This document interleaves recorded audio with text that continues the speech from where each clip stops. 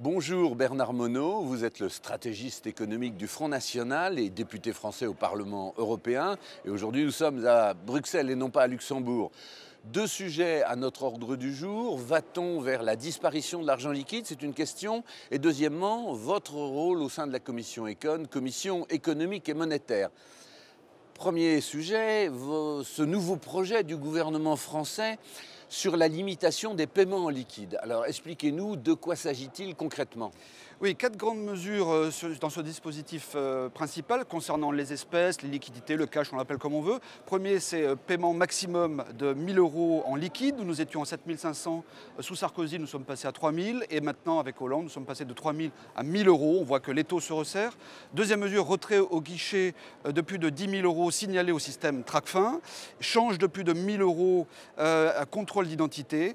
Et le transfert d'étrangers de plus de 10 000 € sera préalablement déclaré aux douanes. Alors, des dispositions différentes pour les étrangers dans ce dispositif? Effectivement, 10 000 € pour le paiement en liquide pour les étrangers en France. Mais si vous voulez, ça aura forcément un impact sur le commerce du luxe pour les sacs et autres parfums. Et ces dispositions seraient prises pour lutter contre le terrorisme? Oui, en théorie. Que nous dit le gouvernement. En théorie. Pour moi, c'est un faux prétexte puisque le terrorisme a bon dos depuis le 7 janvier de cette année. En 2013, sous le gouvernement Ayrault, c'était la fraude fiscale. En 2014, c'est effectivement le blanchiment d'argent. Et en 2015, c'est le terrorisme.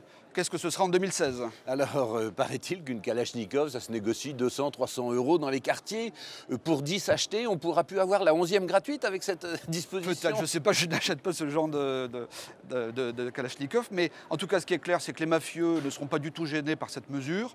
Pourquoi? Parce que la circulation de l'argent liquide dans cette économie parallèle ne les empêchera pas du tout. On voit bien qu'il y a d'autres intérêts derrière. Alors, vous ne croyez pas à cette présentation, c'est évident. Pour vous, quels sont les ressorts cachés, le vrai but qui est derrière tout ça?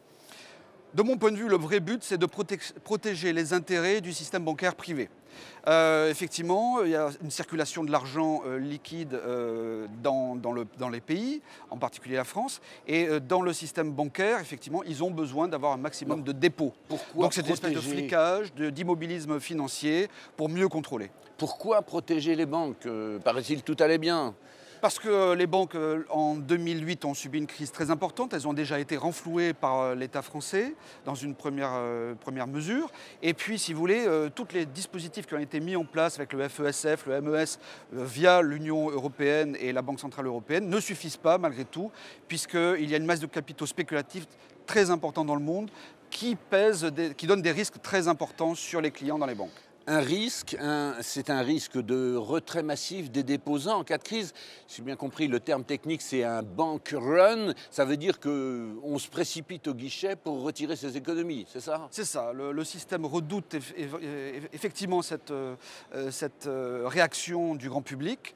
Et bien évidemment, ça s'est déjà produit puisqu'il y a des mesures qui ont été prises en avril 2013 à Chypre. C'est ce qu'on appelle l'union bancaire, un dispositif qui empêche les gens de retirer l'argent et qui va encore plus loin, qui vient confisquer l'argent sur le compte des clients. Donc si vous voulez, à partir de là, si vous voulez, le but étant de renflouer le système bancaire privé en difficulté. Alors ça, c'est un signe général de défiance du gouvernement. La situation n'est donc pas sous contrôle aujourd'hui pour eux? C'est le moins qu'on puisse dire. Il y a eu une certaine inquiétude. Il y a eu beaucoup de promesses politiques qui ont été faites en 2008, en 2012 au présidentiel. Malgré tout, le système bancaire reste très menacé dans sa solidité. Et effectivement, les mensonges aujourd'hui, politiques en tout cas, ne passent plus auprès du grand public. Alors après la loi sur le renseignement, les dysfonctionnements européens, on a déjà ici parlé de Jean-Claude Juncker, le président de la Commission, du scandale LuxLeaks. Alors ces nouvelles mesures, l'effet cumulatif, ça ne respire pas la démocratie, c'est les peuples. Les peuples sont sous contrôle? C'est le moins qu'on puisse dire. Effectivement, les États membres et l'Union européenne tentent de contrôler la montée de l'euroscepticisme en Europe notamment, et puis dans l'ensemble du système global.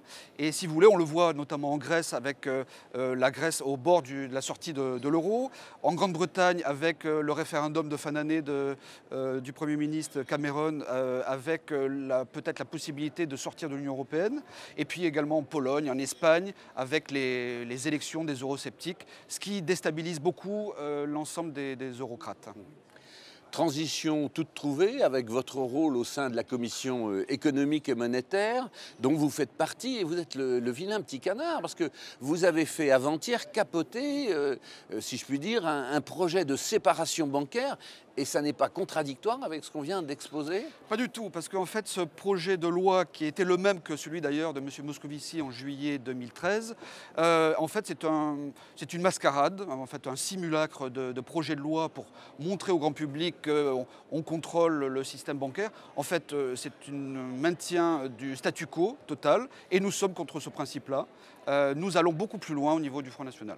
Alors dans ce système des banques universelles, puisque ça. c'est le terme reconnu, les traders jouent sur les marchés à risque, ils spéculent avec l'argent des déposants. C'est bien ça? Effectivement, depuis en fait 1984, Jacques Delors avait instauré le système des banques universelles.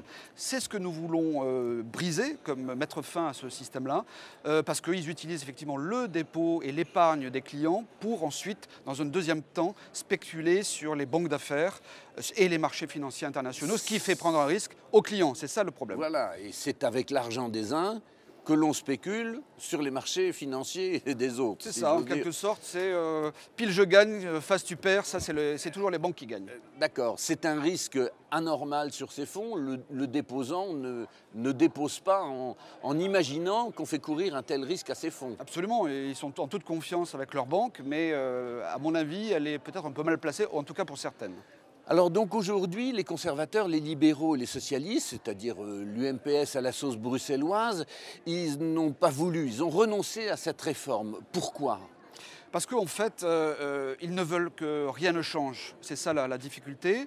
Nous, au Front National, nous voulons que les choses changent. Donc nous avons tenté de passer des alliances avec les gens qui pensent comme nous au niveau de l'Union européenne. Donc par exemple les Verts, nos amis patriotes dans les autres pays de l'État membre, pour effectivement avoir un véritable changement et pour aller vers un système où il y ait une véritable séparation entre les banques et non pas entre les activités. Voilà, donc les banques spéculatives ont droit de spéculer, mais avec leur argent et leurs fonds propres, et non pas l'argent des clients. Et le lobby bancaire ne veut pas de cette séparation. Surtout pas.